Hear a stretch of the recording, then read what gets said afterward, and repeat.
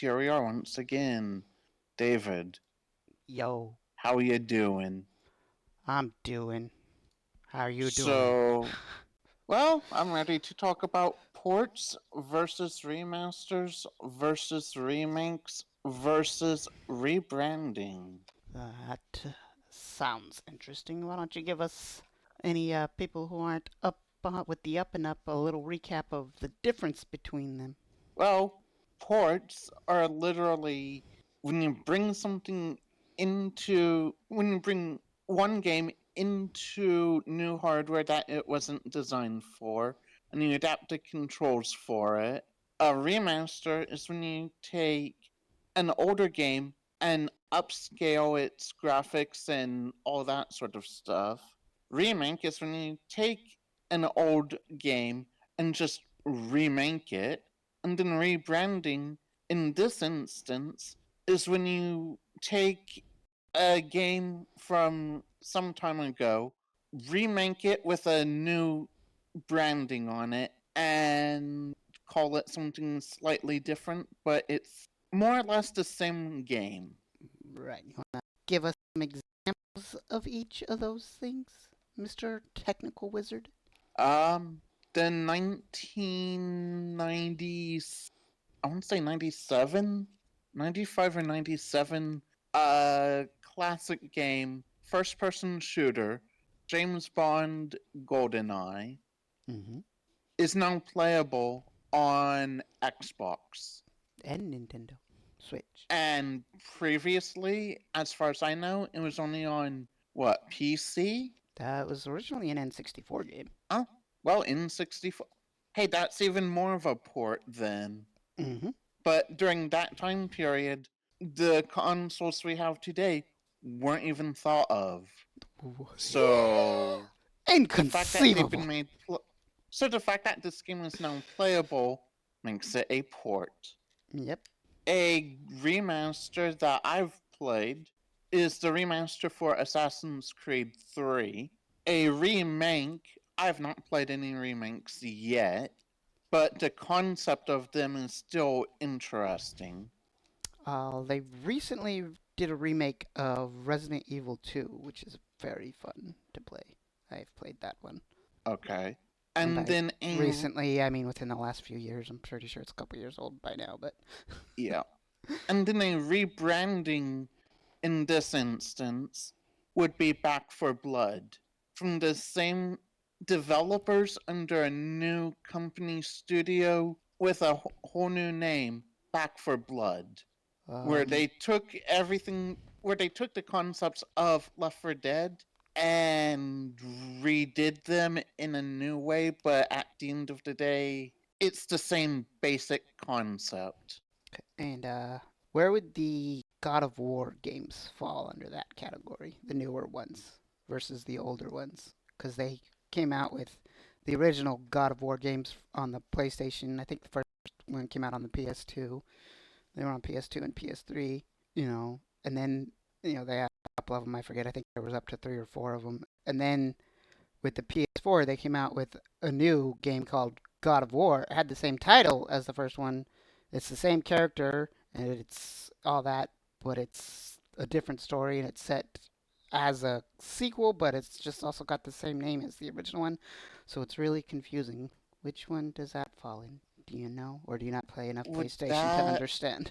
would that fall under a sequel remake or a remade sequel or rebranded sequel? Ah, I Like don't. that's a whole complicated can of worms. Yeah, like I wish they had Just called like, them something different, in my personal opinion. or just rather than, they could have just said God of War number or God of War title sequel to XYZ game. Another question would be the newer EA Battlefronts. Would we call those sequels or rebranding Or also or like remake? the Call of Duty Modern Warfare is kind of doing the same thing. They're, Those would be remakes, they're in my opinion. remakes, yes, but they have the same name as the original ones. Well, yeah, so same with Battlefront. Yeah, but I guess I guess I haven't played the new Modern Warfares, but I've heard people say they're the same but different. So yeah, I guess that's just a remake. And then there's the Final Fantasy VII remake, series that they've been doing over on the PlayStation side of things. Like, that's been a project in the works for years now. Needless to say, we have a whole slew of games and concepts we can talk about today. Yep. What are some of your favorites that you want to discuss? While in the last episode, I brought up the remaster of the Star Wars Battlefront Classic Collection series in a positive light, I would like to go back and talk about that again. Well, of course. I mean, there's nothing saying we can only talk about a game once on this channel. I clearly have talked about a few games multiple times. You've brought up Assassin's Creed multiple times, so So shoot with your the shot. classic collection, Aspire attempted this remaster, and since it's launched, I still have yet to actually get my hands on it. But there's been a lot of talk about it online, and a lot of videos showing the issues of it. And this is a remaster that has not gone according to plan.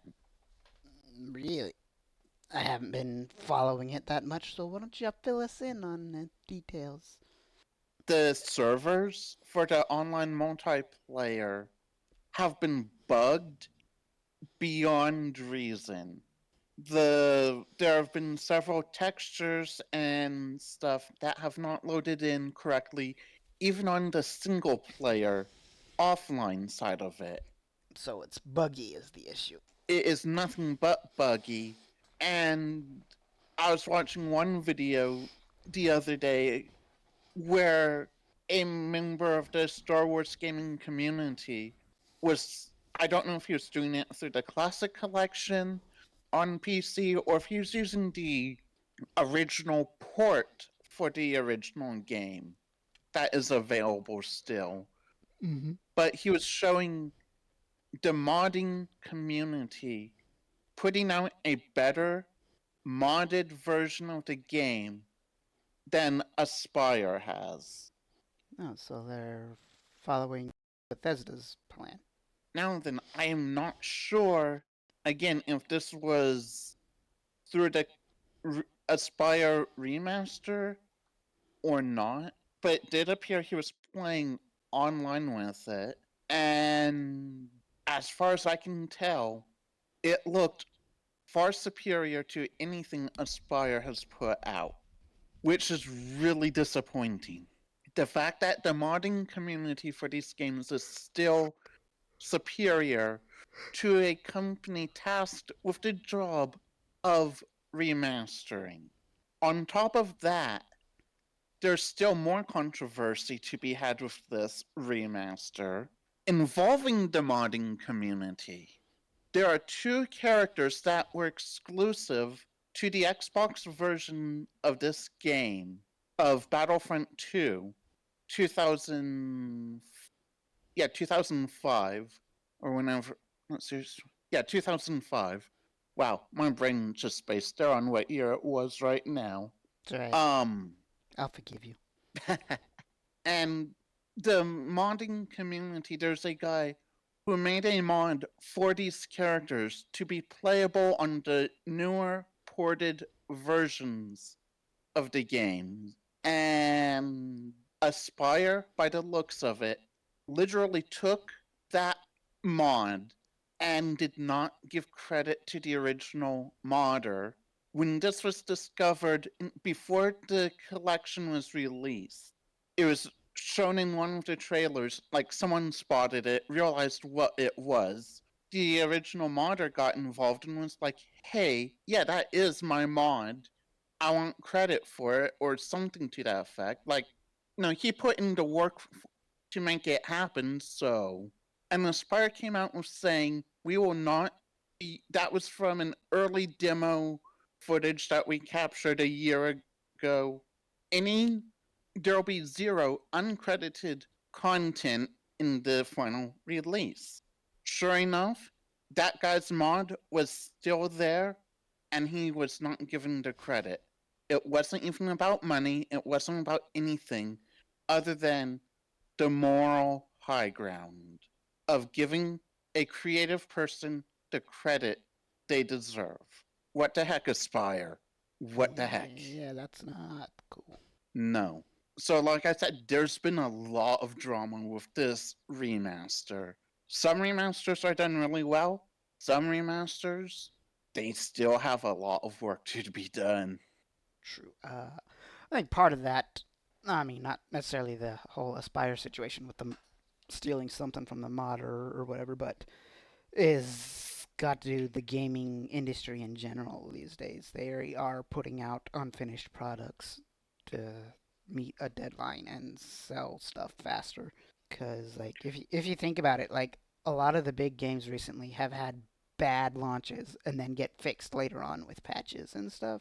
Why are we still accepting this? I don't know. This is one of the reasons I don't rush out to buy games day one or pre-order them anymore. I'm like, yeah, I'll wait till the first few patches come out and fix things.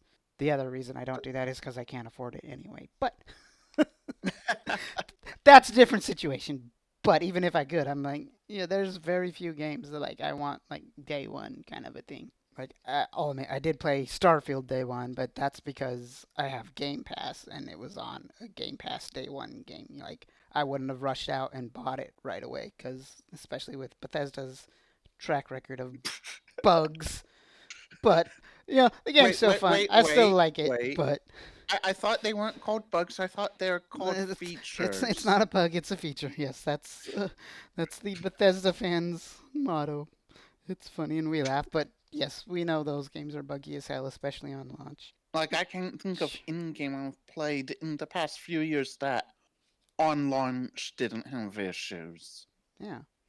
Even my loved Forza Horizon 5 was buggy as hell for the first couple months. Yeah, like it's crazy to me that we, as consumers, accept this. But that's kind of straying off into a whole another topic that could be discussed another day. Yep. We're talking about remakes and remasters and ports and rebrands and I always thought port was a type of wine or cheese. Type of wine. It's also a type of cheese. Is it really? Yeah, there's port cheese. I mean, there's also look into this. You don't believe me? That's a topic for another discussion. I mean, there's also airports, ports in the city. Yeah. But again, my friend used to work for the local port authority. But again, we're talking port as in porting one piece of software to new hardware. Yes, this is just me being a little pedantic, sarcastic person that I am. I know exactly. The smart ass. Hey, I'm keeping it PG rated here, you stupid. I'm just kidding. You're not stupid. I love you. Likewise. So, okay, how about this? What is a rebranding that you've enjoyed? I don't know if I have. Oh, I have one that I like it, but I don't like it at the same time. Okay, shoot. Back 4 Blood. Back 4 Blood. You brought that. Question: would the newer Dooms count as a rebranding, or just a remake? Do they continue the original story, or is it a whole new story? I couldn't tell you exactly, because I played the older Dooms when I was a kid, but I wasn't paying attention to the story. I was just running around shooting stuff. Right. I think it's a similar story, but I think it's slightly different because it's not just like the whole same exact game again. So like. Well, while you're looking that up, I'll just spend a minute and talk about Back 4 Blood versus Left 4 Dead. So back in the day on the Xbox 360 and PS2 era of consoles, we had these two games. Great. They were, you could play them as first person or third person. It was a zombie apocalypse shooter melee type game. Pretty straightforward. It was literally, you get from your starting point to a safe house with multiple objective points in between. And you had to fight off different kinds of zombies and this and that, and you had your standard hordes, and then you had your special class of zombies. Um, Pretty straightforward, simple gameplay, easy to follow. You could pick one of four characters. Each game had a different set of characters, and there was a loose storyline there. But A, in this case, story was secondary to the gameplay. And once you started playing, you realized that. So you weren't taken out of it too much by a lack of story. Right. Um so it was a very great game. Played hours upon hours of those games. Now and then, several years later, here we are. I believe Back for Blood came out Just a couple years during the ago. pandemic or just ahead of the pandemic. I forget Yeah, now. this is right around that time. And it was mostly the same developers as Left 4 Dead. They, from what I understand, knew the fan base was still there and had been waiting for a third game in the series. October But they 12th, were under 2021. what? October 12th, 2021 was the release for Back for Blood. Oh, okay. So, yeah. So, yeah, right in the core of the pandemic time period. Yes. So the developers knew people wanted this game, but they're under new studio name, new this, new that, and I'm sure there are new people brought in on the team. Right. As, you know, it'd been like 12 years since the last one came out. And, well, they sort of made Back for Blood as an online only live service. Uh, Almost like an RPG, but not quite. It's caught a little bit of, from the little bit of I played anyway, a little bit of the CCG type game stuff too, the collectible card games. It's Yeah, it's it's not quite a deck building game, but you need to get like these cards to unlock abilities and stuff. And like I did not enjoy that, so that's why I never played that not game that just that, much. but the fact that they forced it to be online only, Yes. and you had to have really good teammates who could help you, because it was definitely a team game. You could not run it solo because the AI bots that would be assigned to your team, it did not matter what level difficulty you're on, the AI bots that are supposedly your teammates, they didn't do anything for you. Yeah. They would let you get killed. I mean, most games that have AI teammates, for some reason, they give you stupid AI for your teammates and really smart AI for your enemies. I mean, that was one of the things that made the original two Left 4 Dead so good is they actually did help. Yeah, I mean, Like the AI teammates actually did help. some games are definitely better than others at it, but for some reason, it's just like your teammates are just never quite that good. I'm not saying they don't help at all, but for some reason, like even the ones that help, they're like most of the ones I've played anyway. In my experience, are just like, yeah, you're helping, but you're not helping as much as you could. So at the end of the day, this rebranding of Left 4 Dead, I consider it Back 4 Blood pretty much a failure, which is really sad for me to say because I did have high hopes going into it. Yeah, I remember when it came out, you were, or when it was coming out before it came out and everything, you were excited about it. And then you notice I played it for a little bit, and then you never really heard me talk about it. Yeah, I mean, you voiced some of your disappointments. Like the zombies in it were really well done. The zombie creatures in it were really well done. Don't get No, me wrong. no, And the maps themselves were graphically, great. I was gonna say graphically also it was really cool. I liked it. It looks great. Oh yeah. It was a lot bloodier, a lot gorier, a lot more of the fantastic realism that they really hyped up. But at the end of the day, it did not live up to the expectations of DOG, Left 4 Dead's, which was just outright disappointing. hmm Now the question is that disappointment and expectations based off fan theory and conjecture, or what the studio actually said they were going to be doing?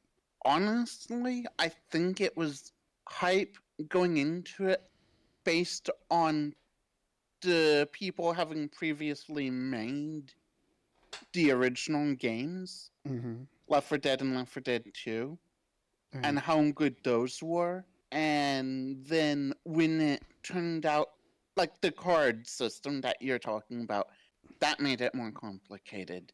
The fact that it was online only made it more complicated. Um, there's another issue that I had with it where in the original games, you had a wide range of weapons, okay? Mm-hmm. There was no specific ammo pickup for a specific gun. Mm-hmm. If you picked up ammo, it added to whatever gun you had. With this one, you had to pick up specific ammo for the gun you had. I mean, part of that is just the advancements of games in general, I would But say. going into it, not realizing that was a thing Mm-hmm. for this series, because you're used to the way the games used to be, Right. I mean, I and was then that was good. and so that was a huge learning curve. Plus, if you had multiple people with the same gun or whatever, you might have to switch guns because they pick up all the ammo for you. Right. Like, they pick it all up and don't share, is what I meant. Yeah, they're hoarding all the ammo kind of thing or whatever. I get what you're saying. And it's just, so I think the fact that it was so drastically different in those kinds of mechanics from the original two games, combined with the deck builder, the fact that it was online only, and the AI teammates were so much worse. I think that is what made it such a disappointment. Your So it wasn't opinion hype of is the valid. developers. So it wasn't hype of the developers. It wasn't the hype of the fans and their theories. It was literally you compared the new game versus the old games and what you think will happen, and yeah. Yeah, so it was just all internal expectations, then basically is what you're saying, versus what the company said. Hey, we're doing this, and then they delivered something else. Right. Okay, so like I said, I'm not saying you're in the wrong for doing that because like lots of people do that with certain things. Like I've done it before with other game series, and stuff. But like I said, that's part of a problem with like I called it fan theories, but basically I was meaning the same thing that you're saying. Like based off past experience from a developer and everything, you're expecting a certain product, and then they put out something else. You are judging it based off your previous experience, so you have kind of a skewed view of it. Is what I'm trying to say. Kind of, yeah. It's not necessarily a bad game or whatever. It's just not what you thought it was going to be, and so therefore you're disappointed in it. And when you make it more complicated than it needs to be, I'm just Yeah, no, thank you. I mean, like that thing with the ammo thing. I'm like, that's a common feature in most first person or even third person, just most shooter games nowadays. Like you have to have the specific type of ammo for your specific type of gun. Like, which it kind of makes sense because in the real world, that's how ammo works. There's no universal ammo kind of a thing. True. So like many games nowadays where there is guns and bullets involved. Like, yeah, you have to have the specific caliber of bullets for the type of gun that you're going to be using. Like, I've been playing a lot of Division recently. You know, like, it's a great game. I love it. It's fun. It's a somewhat more realistic game, but yeah, I'm like, yeah, like, you always have two weapons and a sidearm, so like your sidearm ammo is it doesn't matter that much. It's always just your sidearm ammo because that one's an infinite ammo, which is kind of BS. But with the two other guns, I mostly use some type of marksman rifle or a sniper rifle with a scope on it, and either an assault rifle or a light machine gun as my secondary weapon. So I like to pick them off from a distance, and then when they come in close, switch to my automatic fire gun, kind of a thing. But yeah, those two type of guns need two different types of ammo. So if you run out of one and the other, you got to switch to the other. And if you run out of both, you're in an emergency situation with your sidearm, which never runs out of ammo. But Yeah. however, in the Division, like I get what you're saying though, because like to refill your ammo, you just go to the what they call the restock boxes everywhere, and it just restocks everything, all the ammos for whatever. You don't have to find like specific ammo drops for this type of thing. I mean, Right. some enemies you kill will drop a certain number of whatever ammo, and it's usually whatever ammo you kill them with or whatever kind of gun that they have is when you get the thing. But it doesn't like completely refill you; it just gives you like X number of rounds or whatever. Right. Well, and with Back for Blood, it was random. Yeah, like just the completely randomness drops of it is it's kind of a roll the dice kind of a thing, which can be fun in certain games, and it just depends on how the developer initiates it and all that kind of stuff. Like, but yeah, like I would be annoyed if I was playing a game and like say I'm using a shotgun and assault rifle and all that's dropping is sniper rifle ammo. I would be fucking annoyed with that. I'm like, nobody's using a sniper rifle. This is useless. Yeah. So like, yeah, I get the annoyance with that for sure. Definitely get that kind of a thing. So did you finish looking up the story about Doom? Yeah, I looked that up, and what it is it's called a soft reboot kind of a thing. So it's like Okay. it's the same story, a little bit different, a little bit things. So it's like it's also multiple things on it now too. Since like I was just looking up for the specific 2016 release, it was originally called a remake, but then, for spoiler warnings, they said, and, if you keep playing the other games, it's not 100% remake, so it's like a sequel, but not kind of thing. So, like, even they don't know what the fuck they're doing with it, apparently. So it's So it's like, so that's another category we can it, add in to it today's reboots. yeah, so they called it a soft reboot, where it's like, it's a sequel to the old games, but not at the same time, where, like, you don't have to have played the old games and everything to understand the story. So So you could it's, also say that with your God of War question, what do you classify it as? I guess, A only sequel-esque reboot? sequel esque, yeah, soft reboot kind of thing. Only I think the God of War is like I don't know. I haven't actually played them myself. Like I wanted to play the newer God of Wars, even though I guess the one's not even really that new anymore. It came out when PS4 released, which was God how long ago. Well, I just haven't gotten around to playing them yet. But like I know it's supposed to be like because the original God of Wars were like the Greek and Roman mythology kind of a thing, and then the newer ones he switches They've over. gone Viking. Yeah, Viking and Norse type of mythology kind of stuff. So like, as I said, I haven't played them, so I don't know if it's like a direct continuation, but I know it's the same main character and everything. It's still Kratos, only he Yep. now has a beard and everything, and like he looks cool, he looks badass. Totally want to play them and everything. But yeah, like I just need to Yeah, they look pretty sit. good. I need to sit down and play them. I have my PS5, but I only have like two games for it now, so I need to bust out some. Give me some money so I can buy God of War. Hey, for that we need more viewers and we need more actual subscribers. So everyone, please like, subscribe, share, comment. This Yes, is your mid-stream, yes, mid-video plug. yes. Help us support our gaming habits. And the studio itself so we can actually come out with Truth, higher quality content. truth. That is actually where any of the proceeds, if we make any from this type of thing, will be going to is towards the studio, not my individual wants and needs. But giving us experience with different games being played will give us experience towards knowing what the consumers want and give us ideas of how to implement them in possible projects we may develop down the line. Truth. So we have ports, remakes, remasters, relaunches, reboots, the whole 9 yards. So we've talked about what was the word I was using there? Rebranding. Rebranding. Thank you. So we've talked about rebranding a little bit. I've talked a little bit about a really bad remaster.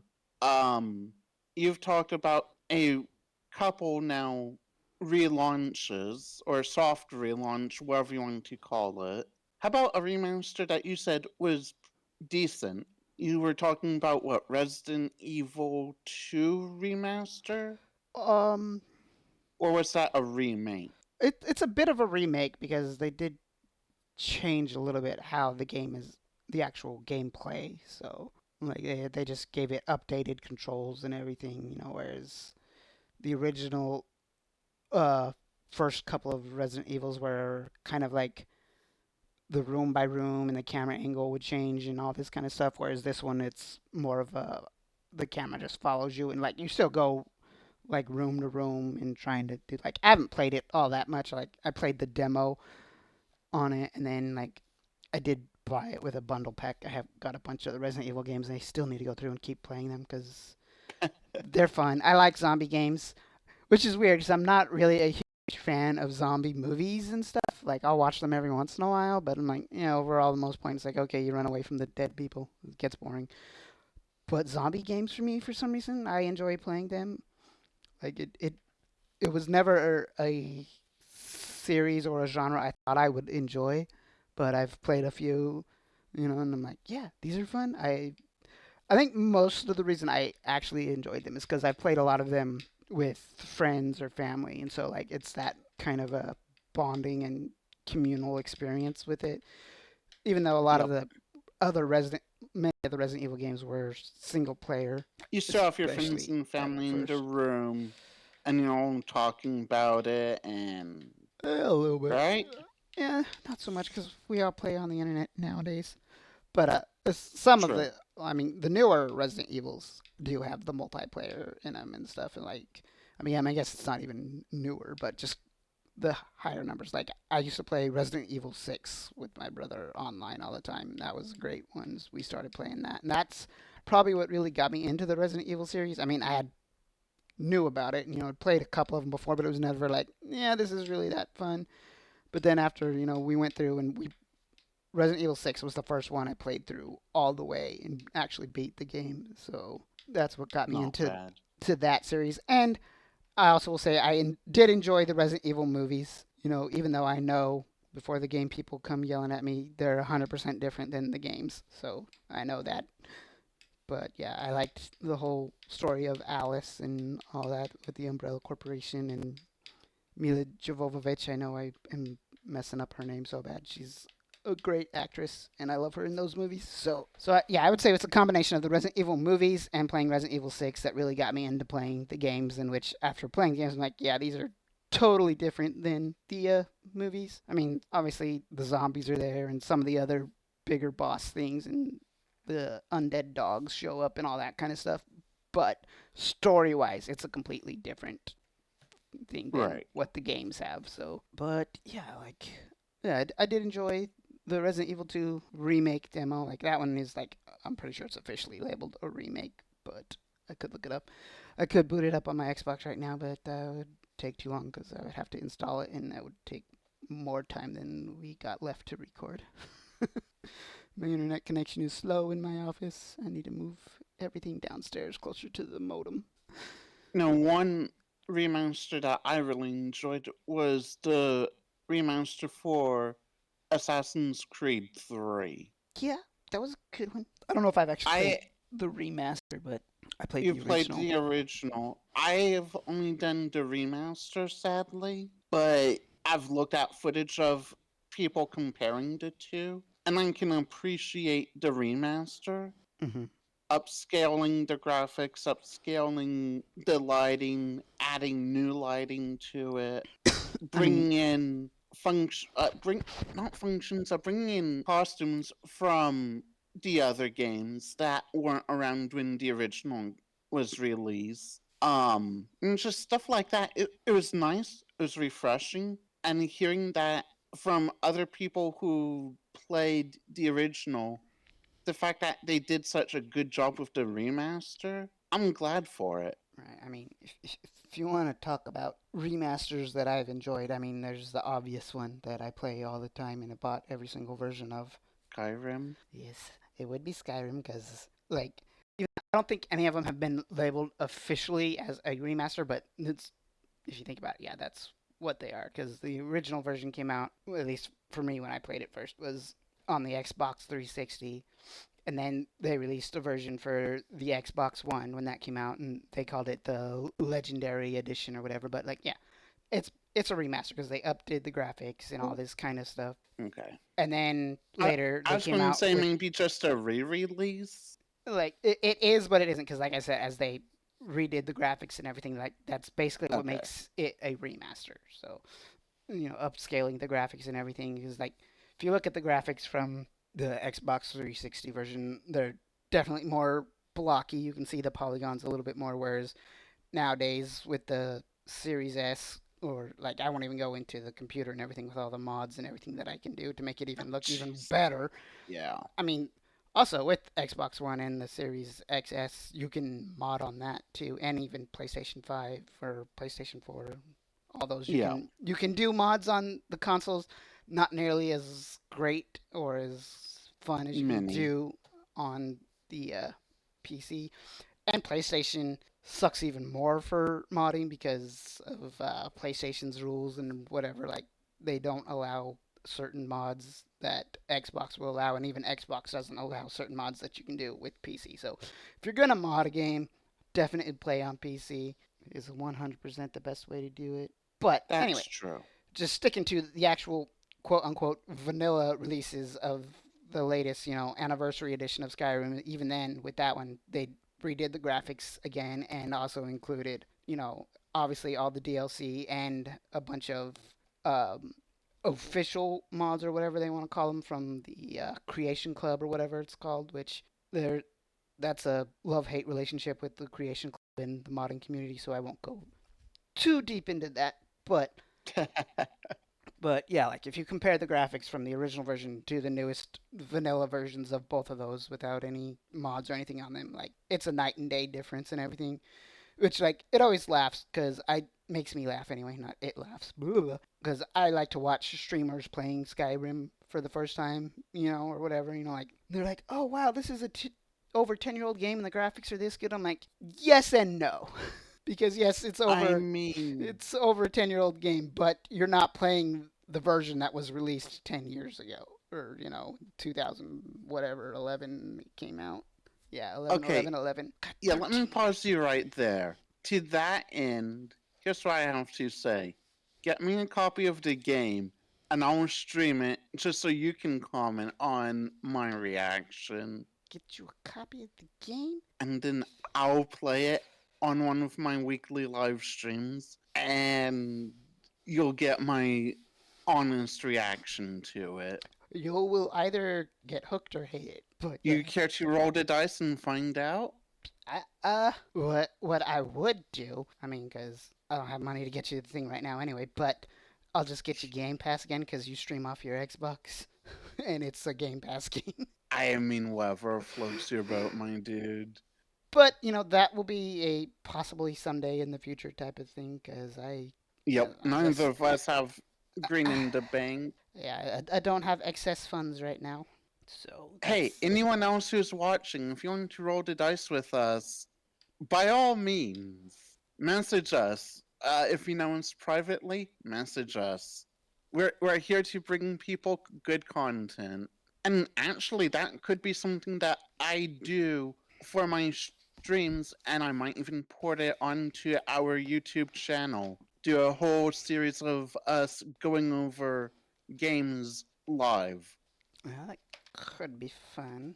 Especially if we look at old ports that have been brought to modern consoles. I will tell you, if you advertise it right and you get into the right time slots, playing Skyrim will get you a lot of followers, or at least a lot of people to join your thing, because that is a very popular game. It's got a huge community. People will always come check out people playing it. They might not stick around if they don't like what you're doing or how you're doing, but it's a big one that'll get. I haven't streamed that much, but the few times I did stream a little bit of Skyrim, and I had a couple people hopping in, which for an unknown streamer at all doing something like, and then I just quit Yeah. doing because I don't have the time to set up a rigorous schedule. I mean, I do have time. I'm just too lazy and I'm bad Again, at a sticking discussion schedules. for another day. Yes, this is a whole rabbit trailing topic we've had today. So, we've both played ports, whether it's James Bond or Pod Racer, or this might be a slight hot take, but backwards compatibility. You could say Oh, developers are porting to newer stuff. yeah, that's how. I mean, they're technically all ports because they were designed for Yep.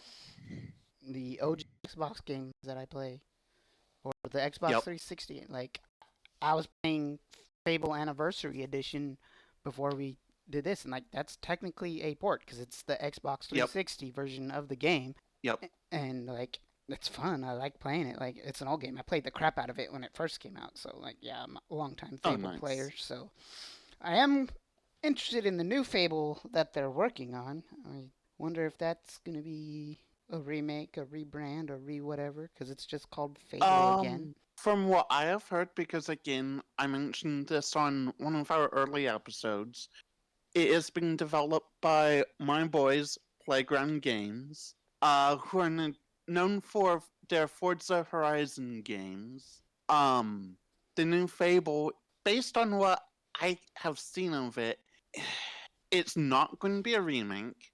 It's not a port. It's not a remaster.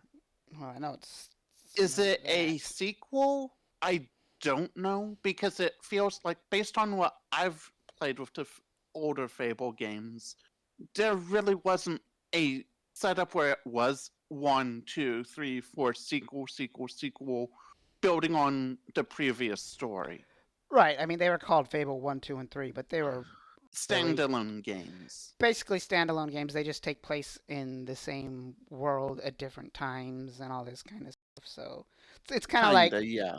kind of like the Elder Scrolls games, really. Like only like not as detailed on the world, like Exactly. because like So, I mean there were a few similar locations or at least location names in the separate Fable games, but like it's obviously as the world gets bigger and expands. But whereas versus Elder Scrolls, it's like, well, yeah, the world's gotten bigger and expanded, but the whole world map has always been there since the yeah. beginning, kind of a thing. Like they had the plans of the world was all laid out, whereas the world of Albion in the Fable games has evolved over the years, over the games. So the question will be, are they continuing that idea, Yeah, or is this going to be a whole new situation? yeah, that that's what I am curious about too. And I would say I think And the art style also looks a little bit different. So I mean, I'll admit I haven't watched. different developers. Yes, it's a different developer, so which So we'll have to can just wait and see. sometimes can be good, sometimes can be bad. Like obviously, I'm not saying the developer that's doing it is a bad developer or whatever, but like I said, Oh, I'm not saying that. I'm not saying that at all because they do what they do and they're very good at what they do, but like Fable this is is whole new something territory. completely different. So like sometimes a company or a developer that's really good at one thing they branches out into something else. Sometimes they do a really good job and sometimes they mess it up, kind of a thing, and they drop I the mean, ball. for world building, I have full confidence. Like, as far as environmental world building. Oh yeah, like I'm sure it'll look beautiful and all that kind of stuff, but it's just like you said with the whole Back for Blood and the Left 4 Dead thing, even though it's not exactly the same, but it's like you could lose the soul of the game kind of a thing. Yeah, Which, like, if sometimes when they do stuff like that, I'm like, okay, that's cool. This is a great game, and if you had called it something besides Fable, I would probably enjoy it a lot more than I do if you call it. I'm not saying specifically for this. I'm just using Fable as an example. If yep, you had called it something else, and made it your own thing, I would really enjoy it. But since you called it something based off of something that's already an IP that's already established and has all its stuff that I'm a big fan of and everything, exactly. it's just like it's good, but like it's not the same, and it's different. So I'm like, if you call it something different, then it's something different, and I don't have a problem with that. Exactly. Like, that's the risk Playground is running right now. But Yes, yes, I do have full faith in Ralph Fulton and his team. oh yeah. So, Don't get me wrong. I'm not going to judge the game at all. Play it and kind of a thing. Like I don't like people that do that. Like obviously it's one thing to judge it, review and a critique or something, but just be like people yep, that are judging certain things before they're even released. I'm like, oh, this company's now doing it, and so like they're gonna ruin it. They're gonna do this, and like that's also one reason I never follow the hype too much on a game that I'm interested that's coming out. Like when Starfield was coming out, I'm like, yeah, when it got really close to coming out, I was watching more of the videos and stuff about it. But like the whole process, and the development logs, and like people were talking about it for years before it came out. Now I'm like, I'm not gonna worry about it until it's got an official come out and I actually get to play it. Like I don't want to have, right. I don't want to build up expectations and everything. Like kind of like with your whole again Back for Blood thing. Only that's a little bit different because Starfield was a completely brand new IP from Bethesda, and just because I've liked Yep, Bethesda games in the past, I had faith that I was going to enjoy Starfield, and I haven't played a whole lot, but from what I have played, I did enjoy it. So that's fair. like, but at the same time, like I will say it is also missing something like that certain oomph that Skyrim and Fallout both were able to get their hooks in me and be like, this is a fun game. You want to keep playing it. Like Skyrim, like yeah, it's a fun game, but like it's missing that hook in it for me. At least as far as I've played it. Maybe I haven't gotten far enough into it, which like is both good and bad at the same time, kind of a thing. Like if you don't, That hook should get you within like the first half hour. at least the first couple hours, because I know I've sunk at least probably 5 to 10 hours into the game. The other thing, I've started it multiple times, so like I need to just grab a character, stick with it, and go through the first 5 to 10 hours of the game in one run. Well, not in one sitting, but Well, you could. not anymore. I'm not as young as I used to be. I mean, you still could. Yes, technically I could. I could sit there and play the game for hours on end. The question is there enough of a draw to do that? Yeah, like I of the stuff I've done, like I really did enjoy the ship building, and the customization of your ship. Like for me, Right. that was fun. But unfortunately, now I'm not going to say locked. It's locked behind a paywall, but not behind a paywall. It's in-game paywall, not an actual real money paywall kind of a Fair. thing. So Fair. like you have That to earn money in game, your in game currency that and it's not like all these other games where like, oh yeah, you can just buy currency to do what you want. I'm like, no, I hate those. But like it's more of an end game type of thing, I guess is what I'm trying to say. yeah, Like you have to have the that's what I've heard resources as well. and the money to really get into the really cool shipbuilding. Like I've modulated a few of my ships, and like changed them up a little bit, but I'm like, yeah, that stuff's really expensive. Which makes sense, you're making a freaking spaceship. It's gonna be expensive. True. But the fact that they make it more of an end game feature, yet it was heavily promoted throughout the promotion like pre-launch cycle, I it's kind of a not full I bait will and switch, but yeah, semi. I was gonna say it's not really a bait and switch at all because they clearly said like, yeah, this is going to be it's a cool thing that you can do, but it is going to be expensive. It's going to be more of a after you've established like they clearly said before it was launched like, yeah, it's not going to be something available to new players right away, kind of a thing. So like they were But at upfront the same about time, that. So like but sometimes they heavily promoted it as a feature. Yes. So it's one of those double-edged swords. Like I'm saying, like the thing is, like to me, like since they were upfront about it, like yeah, this is gonna be kind of a more end game type of thing. So like this is something you get to look forward to in the game, kind of thing. Versus like, Yeah. yeah, you're gonna be able to like, so like that's to me what doesn't make it a bait and switch. Whereas like if they be like, oh yeah, like this is a really cool thing, you can do this, da da da da da, and then be like, oh well, actually you can do this, but not until you're very far into the game and have lots of money. So like, Like I said, non-complete bait and switch, but at the same time, with how heavily they promoted it, even yeah. if they promoted it right with saying in-game, Like as I yeah, said to me, it's like they did promote it, but they promoted it in the right way by fully admitting, like, yeah, this is not going to be a cheap thing. It's going to be something double-edged sword. like, yeah, like Double-edged sword. so, like, yeah, it's something you have to look forward to, kind of a thing. So at least it's not like, oh, well, it's going to be available on launch, but we're really not going to implement it until after the first few, the first expansion comes out, kind of a thing. That would have Yeah. been really annoying. That would have pissed me off, kind of a thing.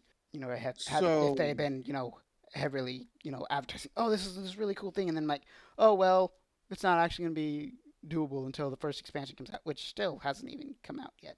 So like, I would be so pissed off if I was waiting to do that. Then I would probably have been angered about Starfield.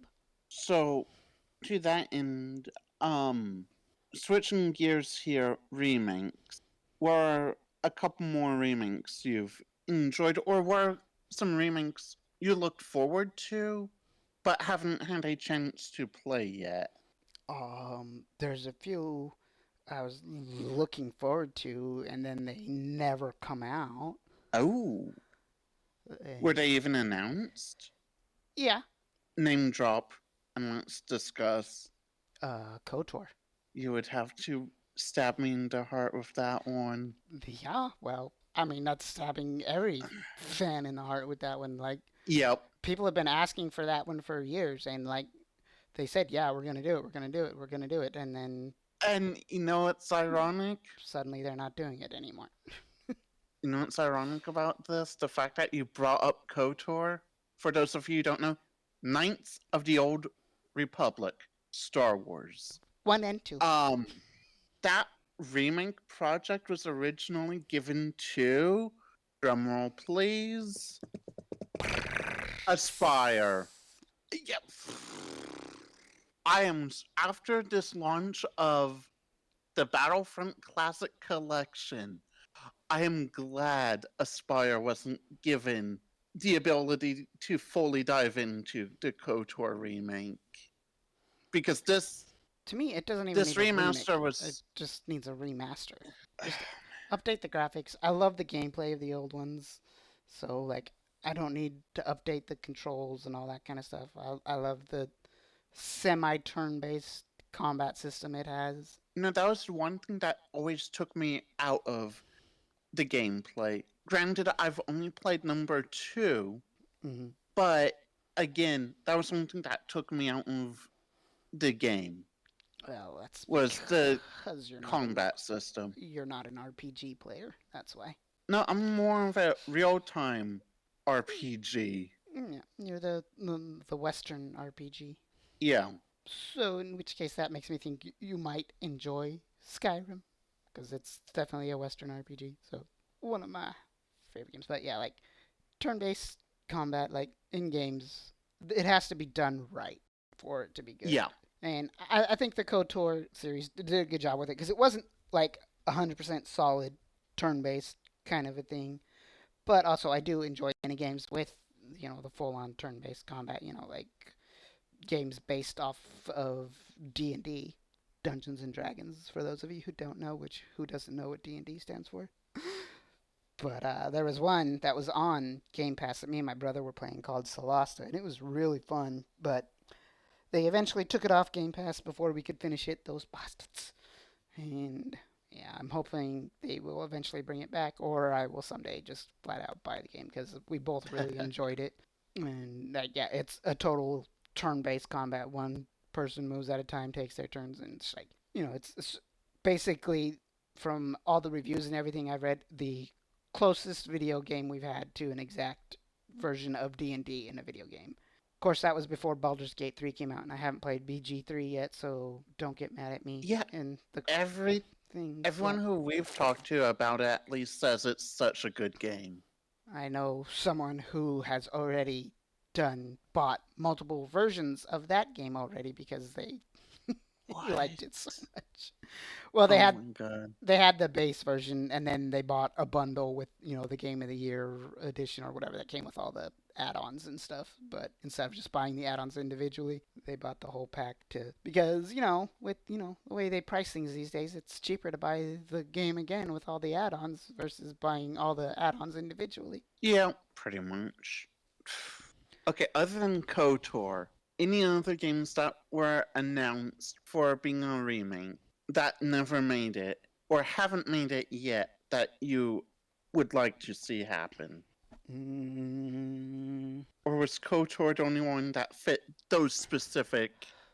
KOTOR is the only one I can think of off the top of my head right now that I was really excited about, and I've been a long time. I wish they would remaster this game, and I'm not in the minority on that of people who were fans of the both Oh, I know. KOTOR games. So we've been wanting them for a long time, and we have not gotten them, and that is why we hate EA. No, I'm just kidding. But on that same note, there's been another game that got a remaster that I have not seen a lot of people talk about. Which game would that be? Dark Forces, Star Wars. Oh, yeah, haven't heard anybody talking about that. But it did come out, a full remaster of it. I've seen some footage of it and it does look pretty decent. Have you checked it out yet? I have not checked it out, so I cannot voice my opinion on something I don't know much about. Yeah, it just came out within the past couple weeks here. I was literally looking up some stuff on the Xbox Marketplace, and I saw that listed under the Star Wars search heading, and I'm like, oh, yeah, I forgot they were doing that. There's been so much press about Aspire and the Battlefront Classic Collection that I forgot about the Dark Forces remaster. Which is a real shame because how could I forget? I never knew. The whole issue with the Classic Collection has overshadowed what probably has been a good launch for the Dark Forces remaster. Then again, that was a single-player offline game, so... Yeah, single player is kind of a niche gaming category these days. And yet, it's proven that single player can still sell really well. Now, there's one remake series of games that I wish I could get. What would that be? The Final Fantasy VII series that they're working on.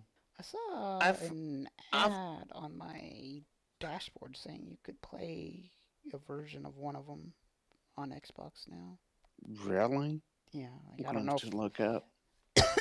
It was one of those, with the whole new dashboard thing they have where they have all the ads nowadays. It gets kind of annoying. Oh, yeah. But I don't know if it's going to be on there again because they change the ads every time I turn my Xbox on too. But I know back a few years ago on Game Pass, they had a port for the original Final Fantasy VII. Yeah, I remember playing that one for a bit.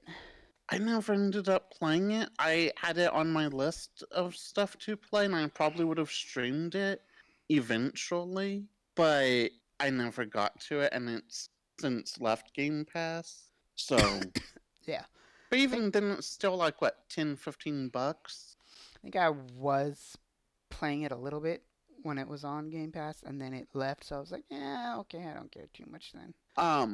A friend of mine years ago had the original version of the game on disc. Back when that game took like 4 discs. We're talking about game sizes with Joe last week. Yeah, a PlayStation game taking up 4 different discs. Talk about a massive file size, right? Oh, it's Final Fantasy 12 online. That's free. Never mind. Oh, okay.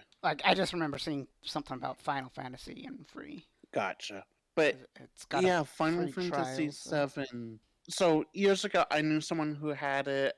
I was introduced to the game even before I knew that person because of the movie Advent Children, which was a full-blown CGI hmm movie.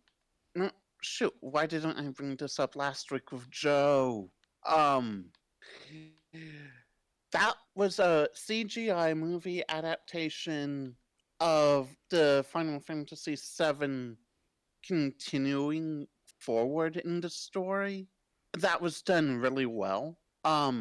yes. And that was the first time I knew about Final Fantasy, period.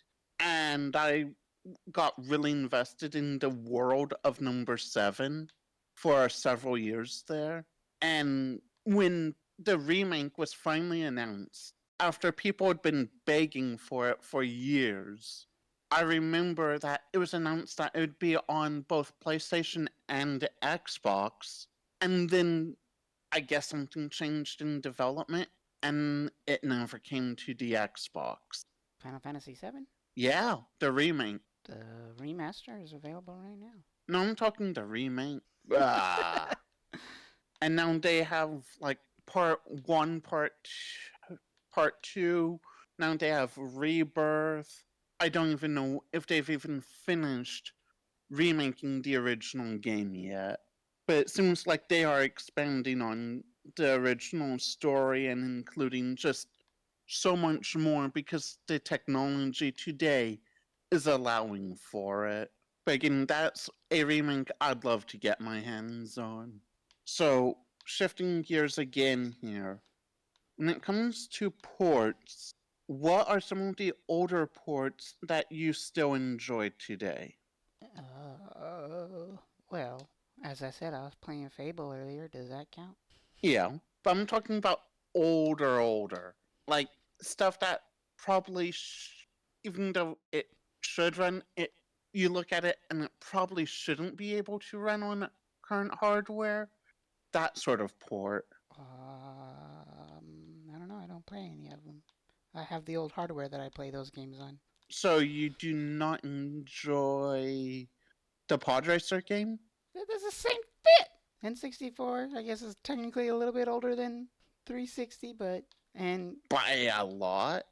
I mean, yeah, I've played the Pod Racer game, but I'm like, I don't know how much I actually enjoy it. Enjoy it like each time I've played it, I've done it for like 10, 15 minutes at a time, and I'm like, okay, I'm bored now. But Wow. that's also just because like I don't You're enjoy not into racing games. racing.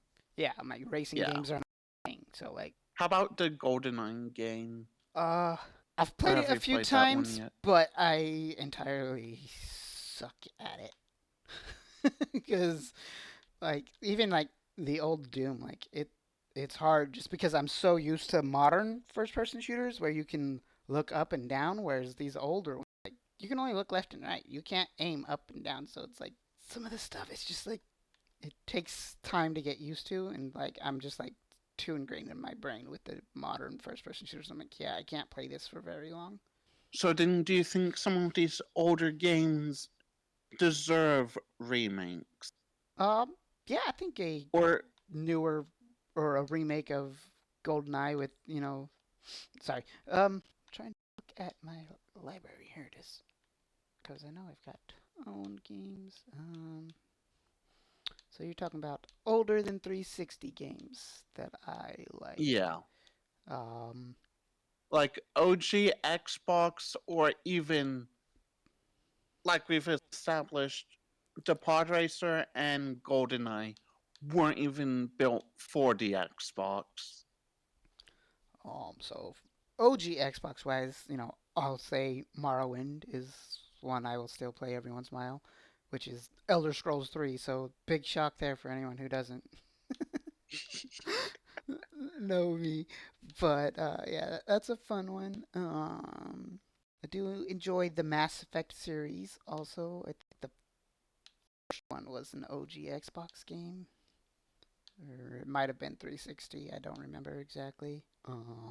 The original Resident Evil, Resident Evil 1. Like I have that one. I'll play it every once in a while. It's hard as fuck. Pardon my French there.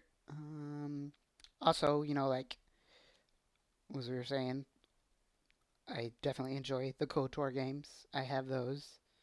The OG Star Wars Battlefront, not the new version that just came out. I have the old Xbox version of that. Yep. Star Wars Republic Commando, Star Wars Oh, Jedi Knight. real quick, real quick follow up from what we are talking about last week with Joe with the file size for the two Battlefronts. I can confirm both of them are both 3 gigs because I actually do have both. I was gonna say I thought I had both, but I found that I only had the first one, which means someone hacked my account and sold my second one. I'm just kidding. Yeah, I don't think that's possible. Yeah, you don't get to sell games. No. Hack your account, maybe, but sell the game? No. Yeah, like I do have a bunch of the old Star Wars games. Um, Quake was a Those are pretty good fun games. one because that was originally a PC game. If you wanted to Oh, get wow. technical, and Go then for it. yeah, like I've played that a little bit. It's another one like the old school Doom. You know, fun to play, but like you're just so used to the modern controls and everything that like you you get lost in not being able to do certain things, like in the very limited controls of the old games. Because I'm like, this controller has way more buttons on it than I have options in the game. Yep. I had that same experience when I was playing GoldenEye. Yeah, like GoldenEye, like it's fun, but like I then just started uh, getting aggravated. Oh, Halo's a great one. Back when it was still made by Bungie. Oh yeah, that's what I'm talking about. Halo Combat Evolved, the very first Halo's great game. I do own the what do they call it? The Master Chief D- Collection, yep, yep. which has 1 through 4 and ODST, I believe, on it. Right. And like, yeah, that's great. And like, one of the things I like about that is when you're playing the old one, like Halo 1 and Halo 2, if you press one of the buttons, you can swap between the graphics of the old version versus the remastered stuff on it, Oh, wow. which is like really fun to do. And just like you're playing the new one, and I'm like, oh yeah, I remember this. This is totally what it looked like back then too. Like they didn't do that much, and then like you press a button, I accidentally did it one day. I'm like, what the heck did I just do? What happened to the graphics? I'm like, oh my god, these are the old graphics. I can't believe how much I used to think this looked as good as this stuff nowadays looks. Wow.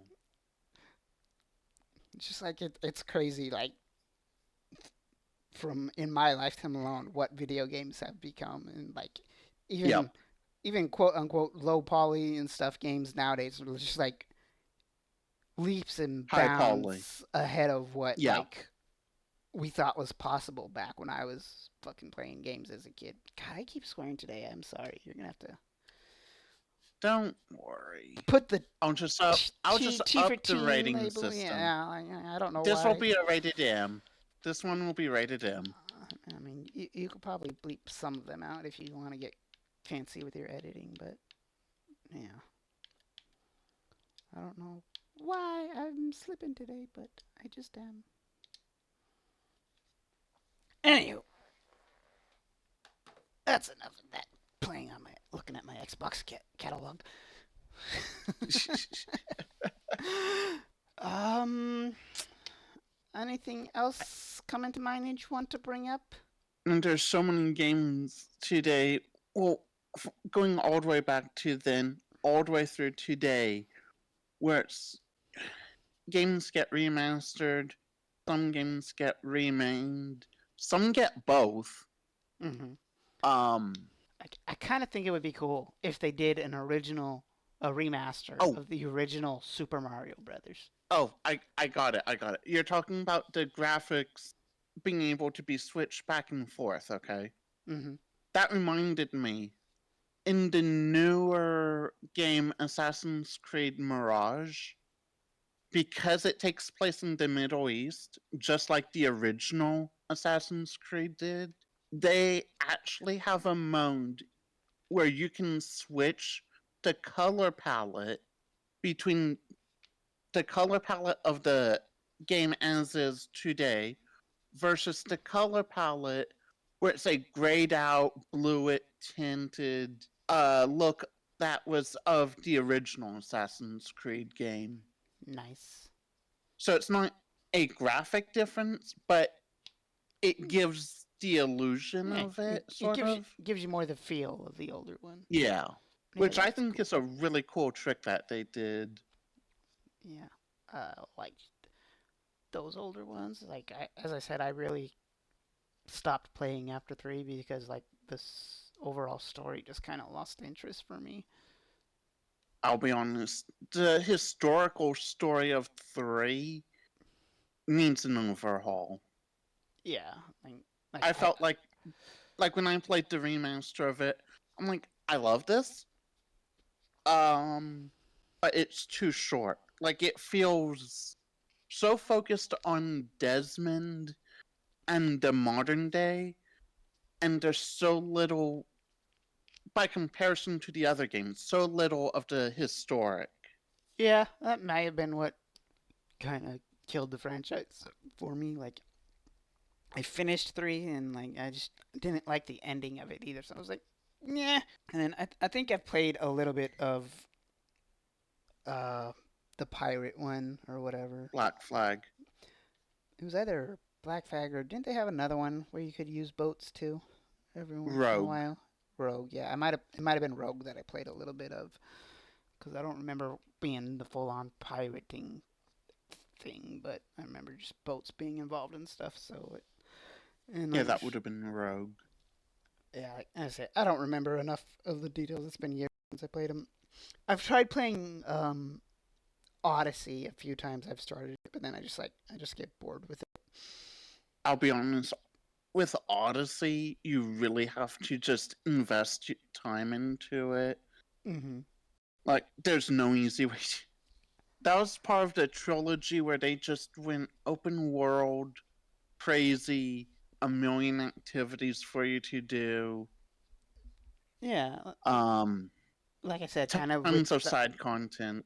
like I was saying about Starfield, like it was fun and it was cool, but like there was nothing that sunk the hook in me really to make me want to keep playing it, kind of a thing. So it's like, yeah, it's one of those ones. As I say, I've tried it a few times. I'll keep going back to it and trying it, and like every time I go back to it, I'm like, well, I forgot everything, so I need to start over. And like that's probably my problem too. Like if I just freaking continue Yep. one of my games, I'll be like, yeah, you'll pick everything up quick enough.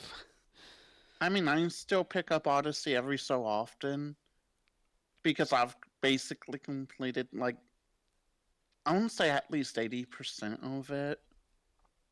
Yeah. So I'll still pick it up once in a while, but Yeah, like that's after all this time, I've lost contact with the way the controls are, and I have to just sit down and just relearn it. yeah. That's one of my things with like those type of huge open world games with a bunch of side stuff. I'm the kind of person who's like, oh, have to do all the side missions and everything too and everything. Whereas like this other game I'm playing with my brother and like I've played it a little bit more on my own, with my own single player version of it. Like we can play online together or you can play by yourself. And like I've done a lot of the side missions and stuff and I'm going through finding all the little intel drops or whatever that you need. And like he's just like, nah, let's Was just do. that for the Division? Yeah, it's for Division. And he's just like, Okay. nah, let's just do the main missions and all this stuff. And I'm like, yes, but you need to do all this side stuff also too to unlock the better abilities, and help level your character up so you're not going in underpowered and you get better gear from doing all the side quest missions and stuff like that. I do Also that all the time. that also comes from me being a heavy RPG player. Like most people who Yep. play a lot of RPGs, I'm like, screw the main mission. It's all about the side quests and the side stuff, and Yes. all the world building and all that kind of stuff and everything. Like, That's everything I do when I start an Assassin's Creed game. yeah, so like that's what Side I. content first, build your stuff up, Yeah, like, get the better equipment, and then when you do the main story, you you look like a total badass. yeah, and you pwn the main boss of the game in like 2 hits. Like, ha, you suck. Literally. Which Yeah, for that's my strategy. like for certain games, like it only makes sense that you do that kind of stuff. Like especially like RPG type games, like Skyrim and Yep. everything. I'm like, oh, I'm supposed to be saving the world, and if I rush through the main content, I'm like, yeah, it's possible. It's a harder fight for sure, but like even if you do all of this, it's just like, okay, you're just some random quote unquote farm boy, coming in to save the day, and I'm like, no, you need to be the farm boy who goes Okay, on the Luke epic. Skywalker. It's way more than Luke Skywalker is the farm boy story, but Hey, you said farm boy. I said farm boy, not moisture farm boy. Farm is farm. Farm is Deal with farm. it. This is the way. I have spoken. Well, fine then. But anyway, yeah, like it makes more sense to like, oh, instead of going straight to the main boss as just the farm boy, it's like Luke himself. He went through all the training to become a Jedi before he faced down and defeated Vader and the Emperor in Return of the Jedi. It took 3 movies to get there. Yeah, he blew up. He did sort of face Vader in number 5, but I mean, he fought Vader, but like he didn't win that fight either. I didn't say he won. I just said he went and faced him. Yes, I know, but so he didn't save the day, and he didn't do this thing. So you got to do the side quests and do all these other extra things to Yep. build your character up, and it just like especially me as like someone who loves the lore and the stories of stuff. Like it makes more sense from a story perspective to Yes. build up and make your character to be this strong person and this badass person who can come in and save the day instead of just I'm here pushing random buttons. Literally, that was me with Hogwarts Legacy. You saw I spent so much time doing side content. Oh yeah, Just like I and any when I any true RPG player enjoys the yep. side content. And then when I went into the final mission and was doing the final boss fight, I'm like, this is fun. It's not easy, but it's fun. Right. It was more than a 2-button kill, by the way. Oh yeah, I know. I was being sarcastic when I said that. Like I especially know. like with the more modern games and stuff too. Like I love games that level up with your character also. So like even if you make your guy a super jacked badass who can kill certain things in 1 2 hits, the final boss is still he like levels up with you kind of a thing. And so it's like it's not going to be a cakewalk. It's still going to be a challenge no matter what your level is when you're coming into the thing. But still, when you have more abilities and more stuff, like it makes it more of a fair fight still kind of a thing. Like it's Ooh, it's it's confusing for people who don't understand it and don't play it, but yeah, like that. and then the way you just described that reminds me of what I think would be an epic boss fight, and I feel like I've had this convo with someone else. Have the final boss fight be a shadow of yourself who is equally as upgraded as you with all your gear. And so literally you're fighting yourself. I think we may have had this conversation sometime before because yeah, I remember someone talking about that before too. Yeah. So it may have been a Mm, conversation we were both involved in with a group of people someone or else. something, but And that reminds me of another topic along the same lines that we're doing. Devil May Cry. So in number 3, they actually did have a boss fight where you fought a shadow version of yourself. Which in that game, now that we bring this up here and now, and I'm remembering that was a fun boss fight. But so at the much same fun. time, you are not at your top form when you did that. Truth wasn't the final boss. No. But another reason to bring up Devil May Cry, we've talked about ports, we've talked about soft launches slash relaunches, we've talked about remasters, the works. That game series, I've not seen any remasters for it, but Didn't they do a I have remake seen. of one of them? What's one of them remastered? I thought they did a remake, not a remaster. They attempted a remake. Yeah, maybe that's what it was. So they attempted a remake where I can talk about it because I played the demo for it just to see what it was going to be. And that was a flop. Flippity floppity. Um, and then they came back with a continuation of the original story in the form of a fifth sequel, Okie which dokie. actually did turn out really well. That's good. I do enjoy when a studio will listen to feedback from the fans and everything and be willing to admit, like, yeah, we're going in the wrong direction. We need to change what our plan was. Go back to what made the game good. Yeah. And they did, and number five, I haven't played it, but I've watched the story videos for it, as well as some gameplay videos, and it does look really good. I've also played the demo they'd released for it, and that was a lot of fun. Cool. Side note, rabbit hole. Do you remember the days of game demos? Yeah. Yeah. What happened to that? They're few and far between, but every once in a while you can get a demo still. Seriously, that was how I tested out a load of games before I decided buy or not to buy.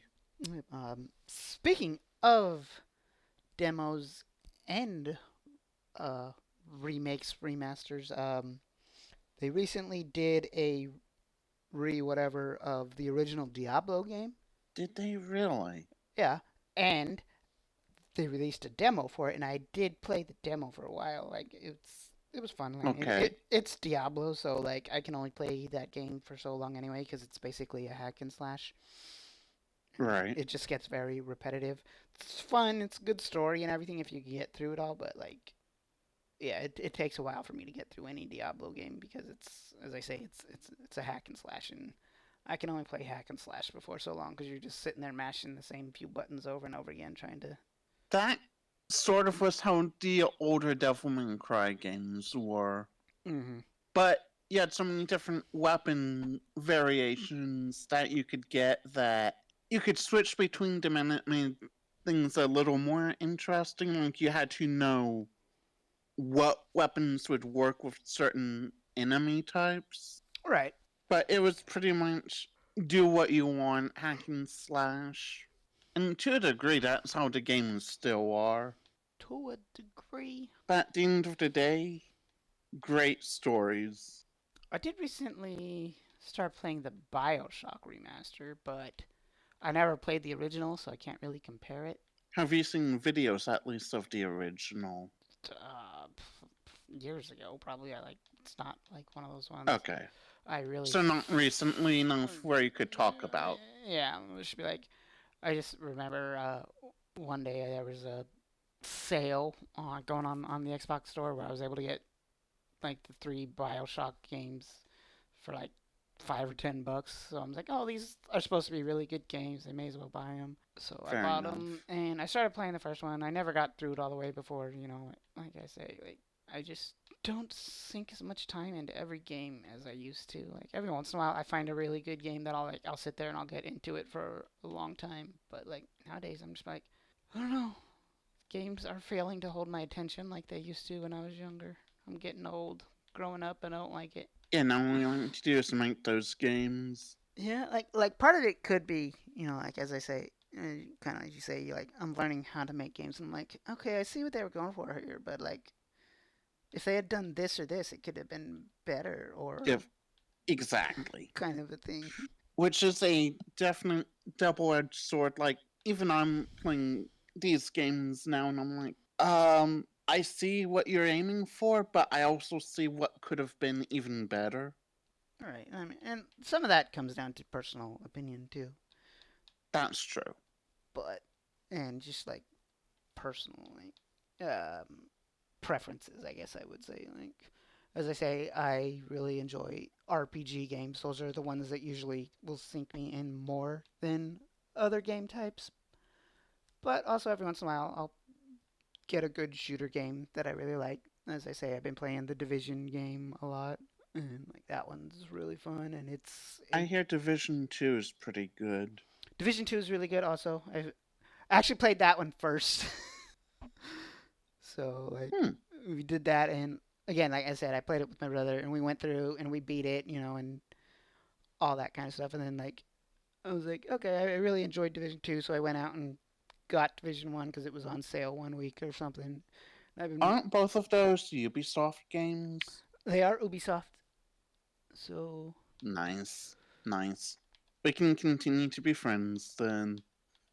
yeah, I've enjoyed Ubisoft games. Like I don't judge a game really based off of who makes it. I judge the game off of how it plays and if I enjoy it or not. Cause As I've long as we can remember, Bethesda bugs are just features. oh yeah, I mean, like as I say, like Bethesda, like I enjoy them as a developer, yes, but like as I said, I really enjoy Fallout and the Elder Scrolls series, and so far Starfield's been just like meh. It's been fun, but it's not had Spark. that same spark that the other ones have for me. And as I said, like yeah, I don't know if that's just because I'm getting older and losing the stuff for games, or if because I'm just like it's just like I don't think it's a bad game at all. It's just oh Honestly, I've heard a lot of that sort of thing about that game. yeah, I mean, I've Where heard it a lot it too. just doesn't have the same feel as the others. But speaking of remake slash ports, there's the Tony Hawk Pro Skater.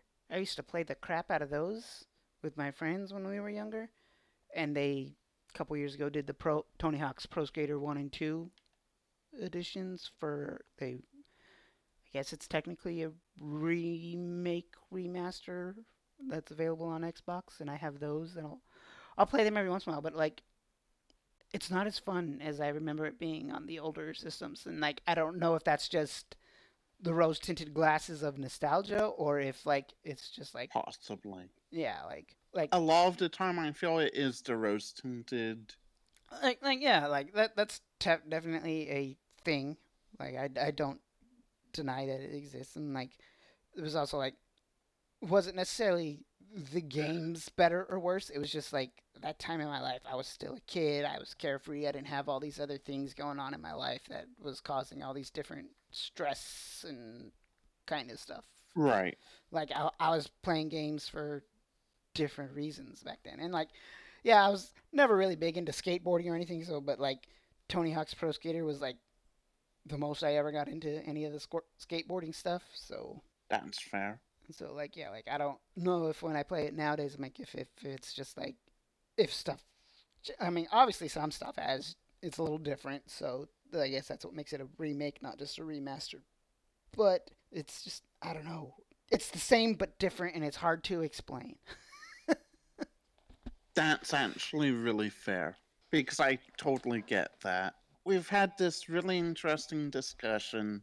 We've ranged from ports, remasters, relaunches, rebrandings, the whole gambit of rehashing old material Mm-hmm. into a new package. Yep. This has been fun. I'm sure there's more we can discuss with this another time, but I think this is enough for our viewers for this week. So, Yes. even though I already said it once early on, I'm going to say it again. Like, Like. subscribe, Subscribe. share, Share. comment, ring that bell, and if you feel like supporting us in other ways, let us know in the comments. But please, share this with your friends and family and whomever else you know is interested in gaming so we can grow. Yes. Because the more of you there are, the Yes. better we'll be. The best way you can support us is to like, comment, and share. Get the interaction going for the algorithm. and listen all the way through so that maybe there's something at the beginning you like, maybe there's something at the end you like. We don't know. So, full interaction, please. Thank you.